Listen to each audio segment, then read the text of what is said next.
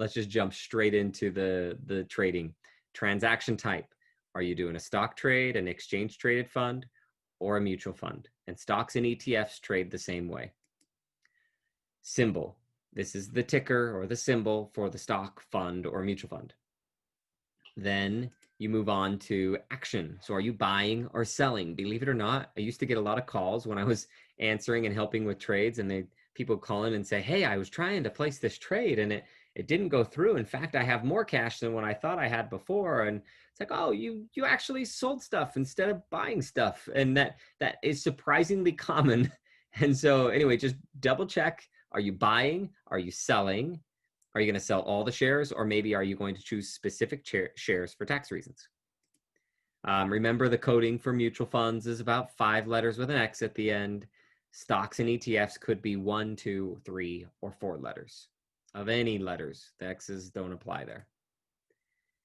And then moving on, market orders, limit orders, stop orders. These are order types. Start with market, limit. Maybe think about stop if you're trying to get out to limit losses. If you had a stock, like you bought an individual stock that just took off and did really, really well, and you're thinking like, I'd really like to enjoy this ride a little longer, then you could place a stop order to say like, yeah, but if it goes down, I really want to lock in that gain and take it out and I'll be happy. That's a stop order. And that's also a trailing stop order.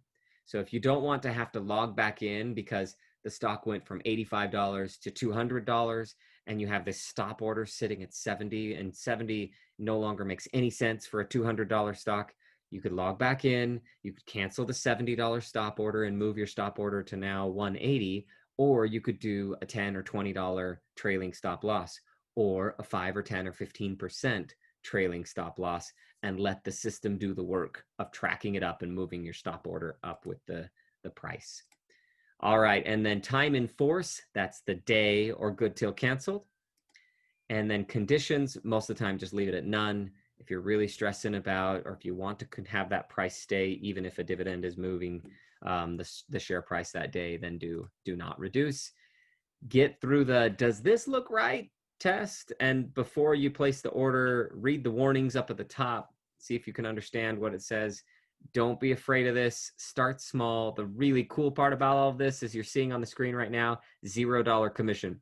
Back when I started, this was expensive. And when I was putting $50, $100 in a month and it cost $10 to buy, I'm thinking, oh my gosh, I am 20% in the hole before I even get started. And now it's 0. It's amazing. It can be done by anyone with any dollar amount. I'm literally placing a trade here with money that I put in at $50 a month, and I'm not paying any commissions to get out of this thing, and I'm not going to pay any commissions to buy any funds back. So don't be intimidated. Check this out on YouTube or thefinancialcall.com. Let me know if you have any questions. Let me know if there's something else like this that you'd really like me to just break it down, like my friend says, sesame simple. Thanks for listening.